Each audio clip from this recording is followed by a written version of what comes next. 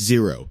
That is how many WTA singles titles the Philippines had won in the entire history of professional tennis.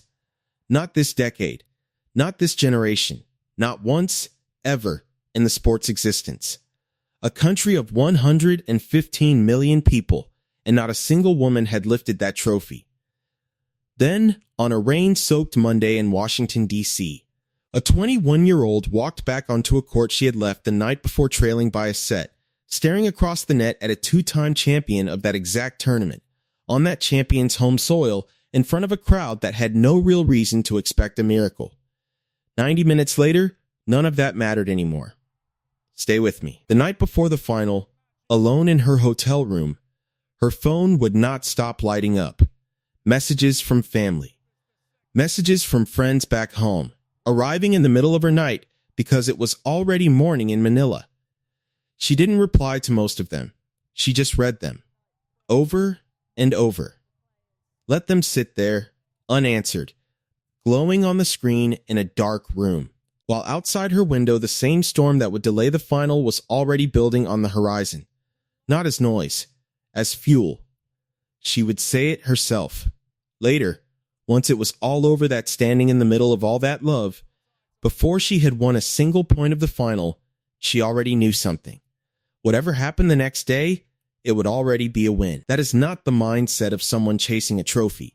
That is the mindset of someone who has already decided who she is, and is simply waiting for the scoreboard to catch up to that decision. Washington in August is heavy air and unpredictable skies, the kind of city where a tennis final is usually background noise, easy to miss between bigger headlines. Not this year. Filipino flags filled the stands before the match had even started, an ocean of blue, red, and gold inside a stadium that, on paper, belonged to the American crowd, because on the other side of the net stood Jessica Pegula. World number 3. A two-time champion of this exact tournament in 2019 and again in 2021. A player who had built an entire career on one specific, ruthless skill closing matches when it mattered most, without blinking, without mercy. The air felt thick with more than humidity that afternoon.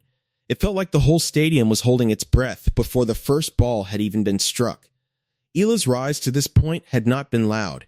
It had been relentless, and it had been building for longer than most casual fans realized. In the months before Washington, she beat Elena Rybakina, a Wimbledon champion, in straight sets that left no room for argument. Then she beat Alina Svitolina not once, but twice, in 2 separate tournaments, against a player with more Grand Slam experience than Eala had years on tour.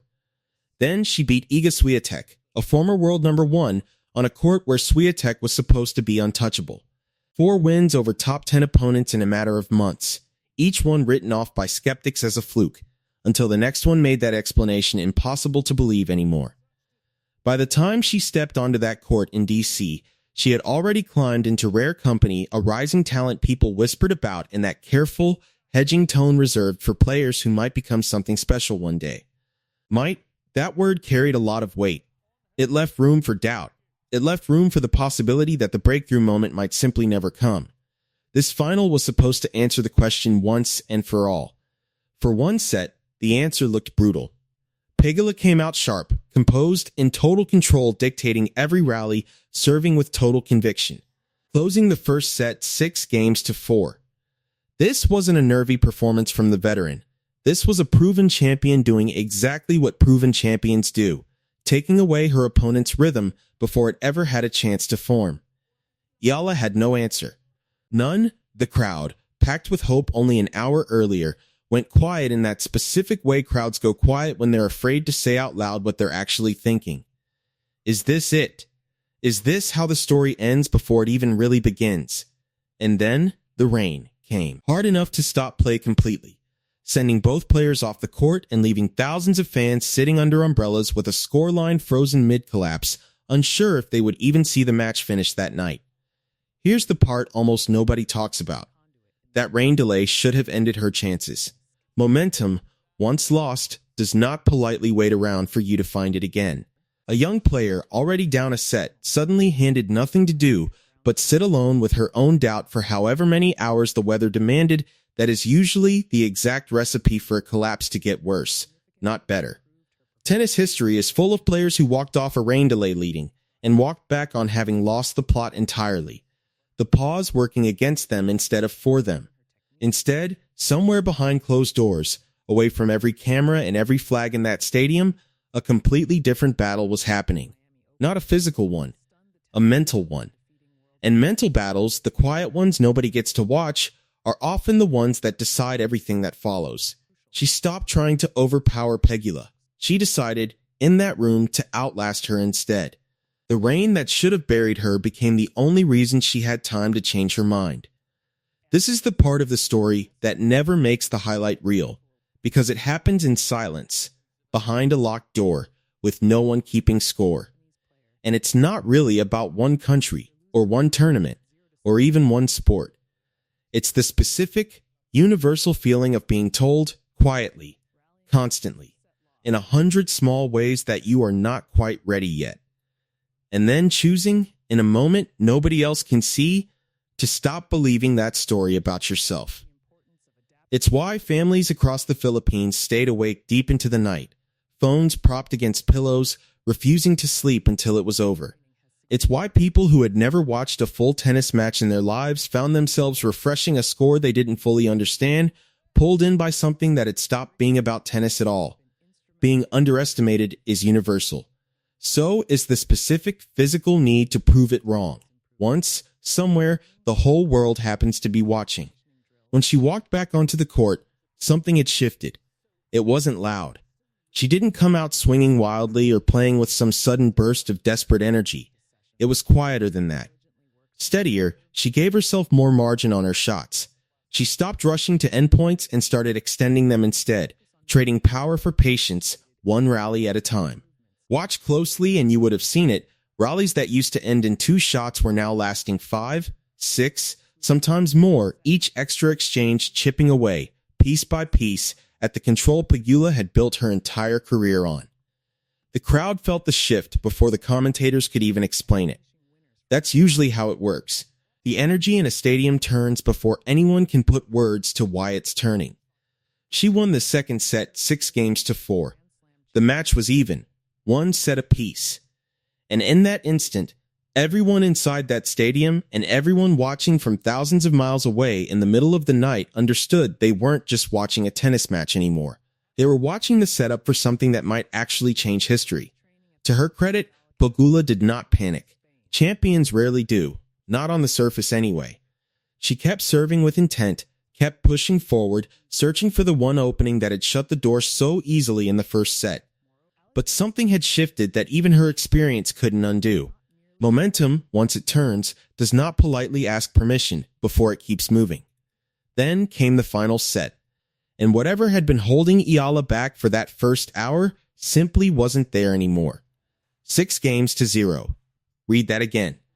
Against a 2-time champion of this exact event.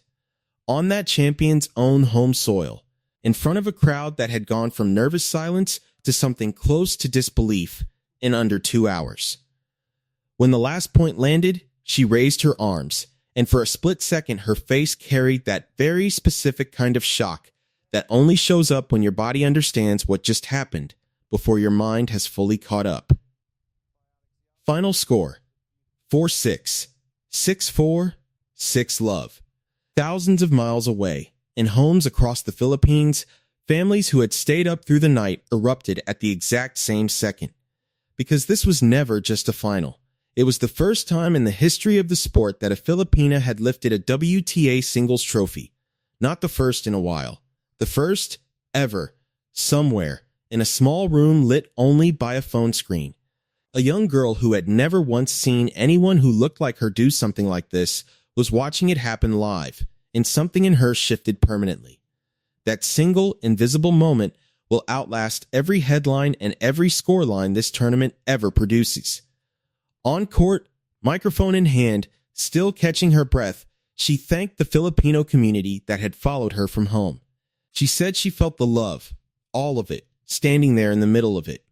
Simple words, but they landed like something bigger. Because everyone watching understood exactly what she was really saying, that this win did not belong only to her. Even Pegula, gracious in defeat, admitted something telling afterward. She said it wasn't fun to play against Eala anymore, watching how far she had come, watching the crowds that now followed her everywhere. Coming from a three-time major champion who had beaten some of the best players to ever hold a racket, that is not a small compliment. That is a warning to the rest of the tour. She is 21 years old. And this is not where the story ends. It's a career-high world ranking of number 20, earned in a single week that changes how every future opponent studies her tape before they ever step on court with her again. It's the Canadian Open next the last real test before the US Open, where for the first time she won't walk in as a surprising underdog nobody saw coming. She'll walk in as a champion every player in that draw will already be preparing for, adjusting their game plans around a name they used to underestimate. It's a 5-match winning streak against top 10 opponents that stopped looking like coincidence 3 wins ago. It's a serve, a baseline game, and a mentality that just withstood the exact kind of pressure that ends most careers before they properly start. The version of her that closed out a decider 6 games to love is not a finished product. It's a floor, not a ceiling. And everyone who watched that final set knows exactly what that means for what comes next: a Grand Slam quarterfinal, then a semifinal, then, eventually, a final, each one feeling less impossible than the last. 0. That was the number before this Monday. It is not the number anymore, and it will never be that number again, no matter what happens for the rest of her career, because some records, once broken, cannot be quietly undone by a bad season or a difficult draw. The scoreline will fade from headlines within days. The rain-soaked court in Washington will not. Because somewhere between a locked locker room door and an empty hallway, a 21-year-old made a decision nobody was watching her make long before anyone in that stadium found out which version of the story was actually true. So here's what I want to know from you. Where were you when you first heard the name Alex Eala before this match? Or because of it? Drop it in the comments. Because in a few years, when everyone knows this name you'll want a record of when you knew first.